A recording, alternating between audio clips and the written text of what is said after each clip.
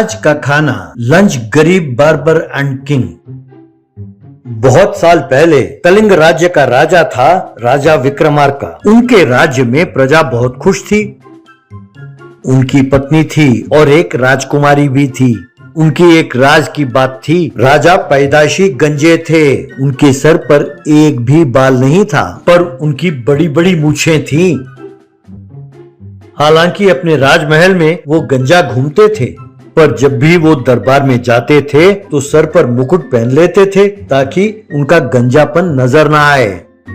बहुत कम लोग ऐसे थे जो उनके इस समस्या के बारे में जानते थे। उन कुछ लोगों में से एक था उनका नाई छोटू। जब भी राजा अपना दाढ़ी बनवाते थे, वहाँ आसपास कोई नहीं होता था। छोटू उनके पास आता, उनका मुकुट उतारता, उनका दाढ़ी बनाकर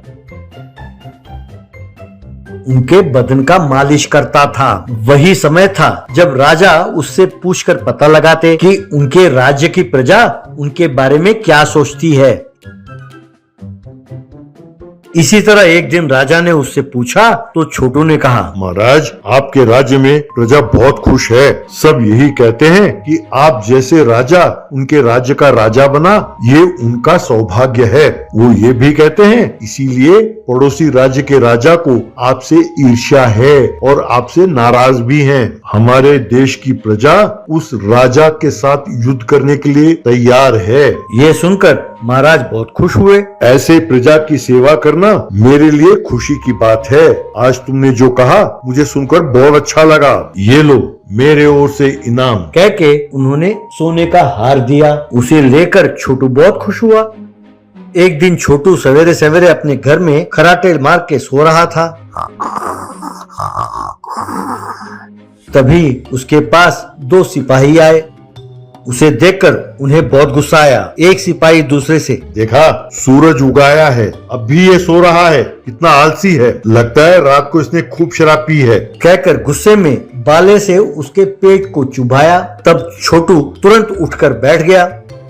तब एक सिपाही, क्यों रे शराबी कहीं के, आज इतवार है, क्या तुझे याद नहीं है कि आज महाराज के दाढ़ी बनाना है? महाराज तुम्हारे लिए इंतजार करें हैं? क्या तुम इतने बड़े आदमी हो कि तुम्हें बुलाकर ले जाने के लिए हम आए? तब छोटू, बाप रे, ये बात तो मैं भूल ही गया। चलिए चलते हैं। यूं कहा।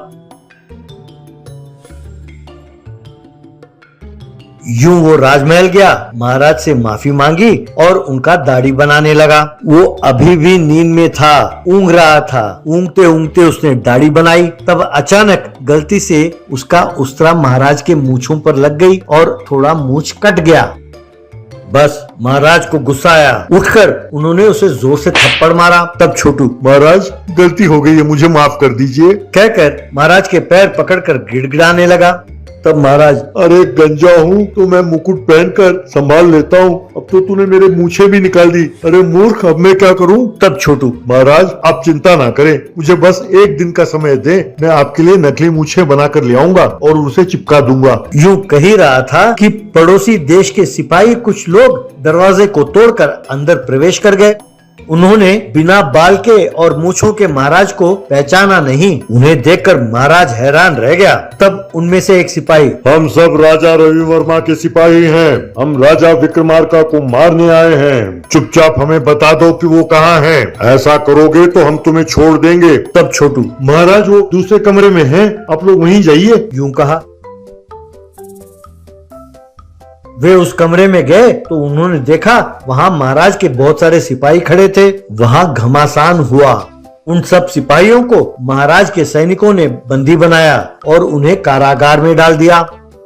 बाद में महाराज, तुमने मेरे मूछें मुंडवाकर मेरी जान बचाई छोटू। ये लो, ये सारा सोना तुम्हारा है, ले लो। अगर तुम्हारी कोई और इच्छा है तो मुझे बताओ, मैं तुम्हारी इच्छा पूरी करूंगा। तब छोटू, महाराज मैं आपकी जान बचा सका, इस बात की मुझे बहुत खुशी है। बस मेरी एक इच्छा है कि मैं आपके साथ बैठकर खाना खाऊं। महाराज ने खुश होकर ठीक है कहा। यूं दोनों ने मिलकर बहुत बढ़िया दावत की।